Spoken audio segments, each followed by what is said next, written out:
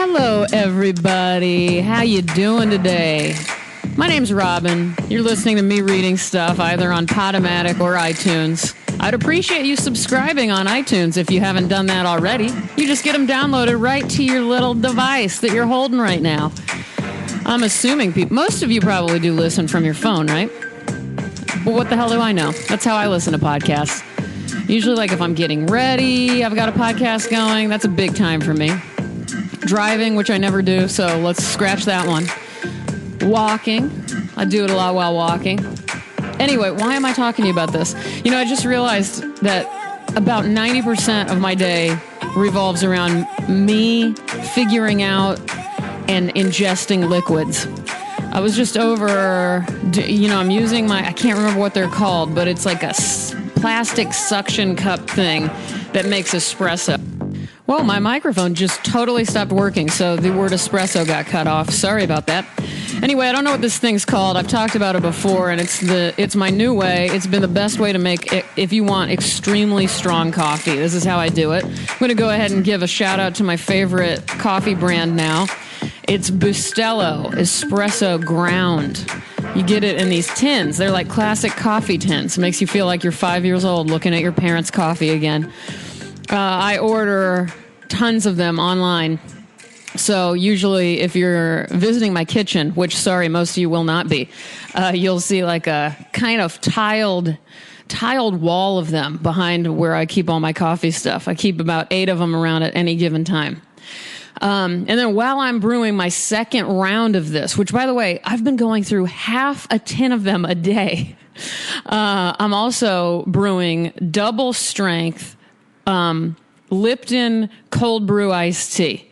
You're supposed to put, I think, 2 tea bags in a typical pitcher. I put 4 in, and that's way better. And anyway, I love that with lemon, just to be specific. My friend asked me what fruit I loved the most when I was talking about how much I love fruit and vegetables, and I said grapes, which I know is a boring answer, but I do love grapes. On my 16th birthday, I'll never forget, my mom kept asking, what do you want for your 16th birthday? And I said, as long as you've got a whole bunch of grapes around, I'm good to go. And I wanted green grapes. I like them both, but green, you're more likely to get a nice, crisp, sweet grape if you go green. I find purples can be a little sketchy. I don't know if you guys agree. I also love apples, but back to the lemons in my tea. I got to tell you, lemons are probably my favorite fruit. So scratch the grapes and apples. We're going with lemons because I get the most use out of them. God, I got worked up about that. Lemons, okay? Lemons. I'll eat them straight up, too. Put a little salt on them. Eat it. Eat it like an orange. Oh, my God. Meyer lemons? Don't even get me started. You guys know what those are? I used to have a Meyer lemon tree in my backyard, and that was the only thing I miss about that goddamn hellhole. But anyway, the Meyer lemon is kind of a cross between a regular lemon and an orange. And those you can really eat, just little pieces of. But, oh, my God. And they also have fewer seeds, at least mine. My tree, the lemons that came from my tree did. Me reading stuff is now a podcast about fruits and liquids. I hope that's okay with all of you. I'm 4 minutes in, and I've only talked about coffee, tea, lemons, grapes, and apples. Have I talked about how I'm wearing high heels right now? I don't know why. I'm just having a normal day. I put on a dress and heels. I have no explanation because I never wear heels. These are more like sandals with heels, so they're comfortable as far as a heel goes. But I'm just clomping around the house like nobody's business. Oh, and I also do a new thing. Now that I've got my studio and writing situation set up, I didn't mean to do this, but every time I come around the corner from my hallway, I enter into my studio and I say hello to everybody, yet nobody's here. I go, hey guys, how's it going? I'm just, in my head, I have a whole team here. And I can't explain it, but it makes me feel good. I'm like, yeah, what are we starting with today? I have a whole meeting, and then I just start drawing, and I kind of give assignments to people who aren't here. It's an amazing thing to do. It somehow helps me feel, I don't know what it makes me, maybe it's like these heels. I feel more professional. I feel more on the ball. I feel more ready to tackle the day. Nothing's going to stop me. Who can stop me? There's someone else who can't be stopped, and that is lesbian, San Francisco-based poet, performance poet, along with being a poet, Daphne Gottlieb. I've been dying to read her to you, and it was just kind of me trying to finally decide what to read. Something I love about Daphne's work is she edited Dear Dawn, Eileen Warnes in her own words. This was a book of letters from the famed female serial killer, Eileen Warnes, who you may have seen depicted by Charlize Theron in Monster. But she also wrote an essay in The Big Click, and that is about her experience thinking about Eileen Warnes and editing the letters written by Eileen Warnes to her best friend from childhood, Dawn. And I'll put a link to where you can look at all of this from Daphne's website, which is daphnegottlieb.com. I'm going to be reading Why Things Burn. This was published in Soft Skull Press in 2001, and this is the title. It's called Why Things Burn, and the book's called Why Things Burn. Here we go. My fire-eating career came to an end when I could no longer tell when to spit and when to swallow.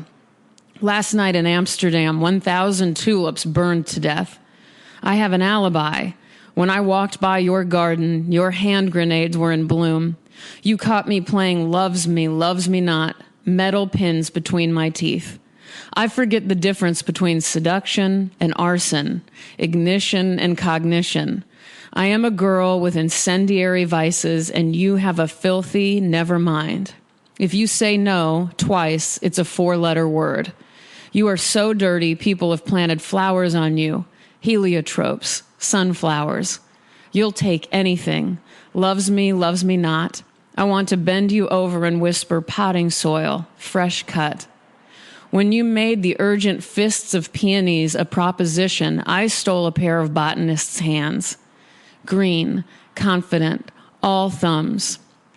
I looked sharp in garden shears, and it rained spring all night. 1,000 tulips burned to death in Amsterdam. We didn't hear the sirens. All night you held my alibis so softly, like taboos already broken. Who gonna stop me?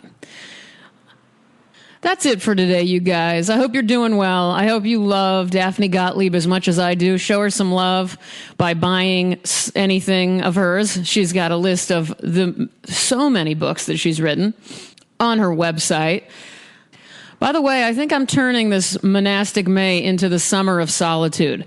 So look out for that. That means look out for nothing. That means look out for me taking care of myself, continuing to do the same, and continuing to be quiet. You know, I will be back on Instagram and social media in general eventually, but I don't miss anything about it. So I'm wondering why I'm even going to go back. For one, I'm getting less and less listeners to the podcast. Maybe I just am increasingly shitty at this, or maybe it is because I'm not talking about it on Twitter and Instagram. So I can't really tell. But I don't know that I care, because the point is this is easier on me and my heart and my brain to just exist as I have been throughout May. Again, being very quiet and very thoughtful and very careful about the way I live my life and the way I get entangled and I've been detangling. That's what I've been doing. And it feels really good. So anyway, if you want to go ahead and follow me on Instagram and Twitter, it's ROBYN_ONEIL, but you might not see much activity. I hope you guys are doing well. I'm always wishing you the best. I'm here to tell you I believe in you and I love you, and have a great start to your week. Goodbye.